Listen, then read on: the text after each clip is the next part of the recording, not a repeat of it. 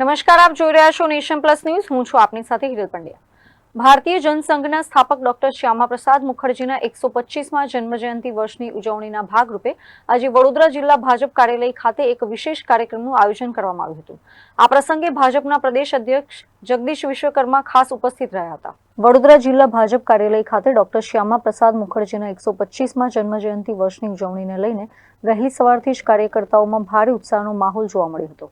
કાર્યાલયને પ્રાસંગિક રીતે સજાવવામાં આવ્યું હતું. આ અવસરે પ્રદેશ અધ્યક્ષ જગદીશ વિશ્વકર્મા કાર્યાલય ખાતે આવી પહોંચતા પ્રદેશ મહામંત્રી ડોક્ટર હિતેન્દ્ર ચૌહાણ, વડોદરા જિલ્લા અધ્યક્ષ ડોક્ટર બીજે બ્રહ્મભટ્ટ તથા સ્થાનિક આગેવાનો અને કાર્યકર્તાઓ દ્વારા તેમનું ઉષ્માભર્યું સ્વાગત કરવામાં આવ્યું હતું. આ પ્રસંગે પ્રદેશ ઉપાધ્યક્ષ રસિક પ્રજાપતિ, વડોદરા જિલ્લા ભાજપ પ્રભારી ડોક્ટર ઋત્વિજ પટેલ, સાંસદ ડોક્ટર હેમાંગ જોશી તથા ડભોઈ, કરજણ અને પાદરાના ધારાસભ્યો તથા જિલ્લા પંચાયતના પ્રમુખ પણ ખાસ ઉપસ્થિત રહ્યા હતા. કાર્યક્રમની શરૂઆતમાં જગદીશ વિશ્વકર્માએ ડોક્ટર શ્યામાપ્રસાદ મુખર્જીના તૈલીચિત્ર સમક્ષ દીપ પ્રાગટ્ય અને પુષ્પાંજલિ વિધિ સંપન્ન થઈ હતી. જન્મજયંતિ નિમિત્તે આયોજિત કાર્યકર્તા સંમેલનમાં વડોદરા જિલ્લા ભાજપ અને મહાનગર ભાજપના તમામ નાના મોટા હોદ્દેદારો મોટી સંખ્યામાં ઉપસ્થિત રહ્યા હતા. જગદીશ વિશ્વકર્માએ પોતાના સંબોધનમાં ડોક્ટર મુખર્જીના અખંડ ભારતના સપનાને યાદ કરી સંગઠનને છેવાડાના માનવી સુધી વધુ મજબૂત કરવા માટે કાર્યકર્તાઓને જરૂરી માર્ગદર્શન આપ્યું હતું. આ ઉપરાંત આજે બંધારણ હત્યા દિવસ નિમિત્તે જગદીશ વિશ્વકર્માએ 1975ના કટોકટીના કાળની યાદો તાજા કરી હતી અને કોંગ્રેસ પર આકરા પ્રહારો કર્યા હતા. ડોક્ટર શ્યામાપ્રસાદ મુખર્જીની 125મી જન્મજયંતિની ઉજવણી દેશભરમાં થઈ રહી છે. 23 જૂન ડોક્ટર શ્યામાપ્રસાદ મુખર્જીનો બલિદાન દિવસ અને 6 જુલાઈ જન્મદિવસ. સતત આખા રાજ્યની અંદર આ પ્રસંગે દરેક જિલ્લાએ કાર્યાલય કાર્યક્રમો થવાના છે. સાથે સાથે આજે 25 જૂન પણ છે, કટોકટીનો કાળો દિવસ, બંધારણનો હત્યા દિવસ. આ દિવસ ક્યારેય આ દેશની જનતા ભૂલી નહીં શકે. દેશના હજારો લોકોએ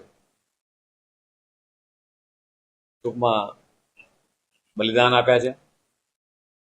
સાથે સાથે 1 લાખ કરતા વધારે લોકોએ ધરપકડ વહોરી હતી આ દિવસે. અને એ વખતની કોંગ્રેસ સરકાર ઇન્દિરા ગાંધીએ પોતાની સત્તા બચાવવા માટે, સરકાર બચાવવા માટે એ બંધારણની હત્યા કરી હતી. અત્યારે કોંગ્રેસના નેતાઓ લાલ ચોપડી લઈને ફરતા હોય છે, પણ એ વખતના એમના નેતાઓ દ્વારા જે બંધારણની હત્યા કરવામાં આવી હતી, કટોકટી નાખવામાં આવી હતી, એ દિવસ ક્યારેય આ દેશની જનતા ભૂલી શકે એમ નથી. અને આ દેશની જનતા ક્યારેય એમને, કોંગ્રેસને ક્યારેય માફ નહીં કરે. સાથે સાથે ડોક્ટર શ્યામાપ્રસાદ મુખર્જીએ જે બલિદાન આપ્યું હતું, કાશ્મીર માટેનો જે નારો આપ્યો હતો, એક દેશ મેં દો વિધાન, દો નિશાન, દો પ્રધાન નહીં ચલેંગે, અને એ પણ બલિદાનને આ દેશની જનતા ક્યારેય નહીં ભૂલી શકે. એ યાદગાર હશે. અને રાજ્યના તમામ બૂથોની અંદર, તમામ જિલ્લા કાર્યાલય પણ એમના બલિદાનના દિવસના કાર્યક્રમો થયા છે. સાથે સાથે આનંદની વાત એ હતી કે એમણે જે નારો આપ્યો હતો એ પણ 2019માં દેશના યશસ્વી પ્રધાનમંત્રી માનનીય મોદી સાહેબની વડપણ સરકારમાં 370 અને 35 કલમ હટી. આ પણ એક ઐતિહાસિક ઘટના. આ પણ દેશની જનતા સતત આ વસ્તુની યાદ રાખશે. આજની આ નવી જનરેશન, આ નવી પેઢી એ સતત આ કાળા દિવસને એ ક્યારેય એ ભૂલી ના શકે.